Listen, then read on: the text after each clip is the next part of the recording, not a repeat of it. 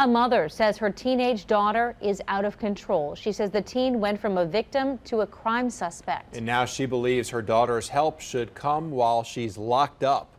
Natasha Robin has this special report. Oh, she was beautiful. She had a big heart. From an innocent little girl to making vulgar posts on social media. She was 11 years old. She started running away from home. A mother now fears for her daughter's life. She got her first experience with sex at 11. A life she says erupted in chaos at a young age. It pretty much just started spiraling out of control. She says her daughter, who Fox 8 will not identify, started prostituting at 12 years old. The prostitution kind of opened that Pandora's box even more so. The 16-year-old was basically pimping her and she kept the money. The mother says she reached out to organizations and hospitals to get her daughter help. She was in counseling. She was getting counseling twice a week, Tuesdays and Thursdays. Nothing, though, seemed to work. Her daughter continued to run away, sometimes for weeks. Then, at 13 years old, she found herself in the middle of a child sex trafficking ring. This is forcibly removing a girl from New Orleans East, bringing her to the French Quarter, and then violently threatening her to perform sex acts. She ended up in a hotel in a famous French Quarter, and we had no clue what was happening down there. Someone dropped the girl off at a family member's house the next day. Meanwhile, police investigated and arrested the alleged pimp. Once back home, her mom says the 13-year-old's anger issues became worse, and she continued to run away. Her disturbing social media posts continued too. Fast forward to 2020. At 16 years old, things got heated at home and police showed up. I had her arrested and they charged her with assault against me. And after that, nothing really happened. Nothing happened. She was released. When they called you and said, come get her, what was your response? No, I'm not. I'm not coming to get her. I refused to pick her up from the juvenile detention center because I felt like maybe some resources will open up for her. She says she felt her daughter needed to be locked up, hoping she'd get some help while detained.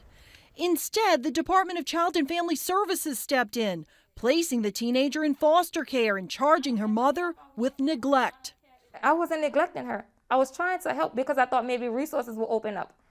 But boy, was I wrong. The teen was sent back to her mother. So she's not uncommon for girls in the juvenile justice system.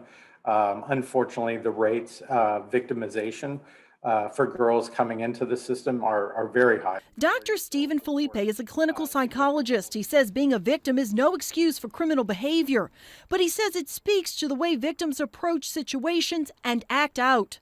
He says detention for juveniles should be short term. You're held there for public safety reasons until a court can look at the case and decide what would be the best next step. In January, another arrest, this time for carjacking. Once at the Juvenile Justice Intervention Center, she says her daughter had no fear. She's listening to these other kids. One of the other inmates told her, oh, well, carjacking, slap on her wrist, you can get out on that charge. And I was like, wait a minute, that's bad advice. Don't listen to her because I said everybody's case is different. But she says her daughter's charges were dropped. Recently, we got her placed somewhere in another facility because this was a conditional release for juvenile court. And I got a call now. The whole case actually against her is dropped. The carjacking, the principal to armed robbery, that's all dropped. Something this mom doesn't understand. If you put them in a detention center, then you let them go free. My fear is they're going to get themselves killed or get their family killed. She believes her daughter would be safer if she's locked up and getting mental help at the same time. That, though, isn't happening.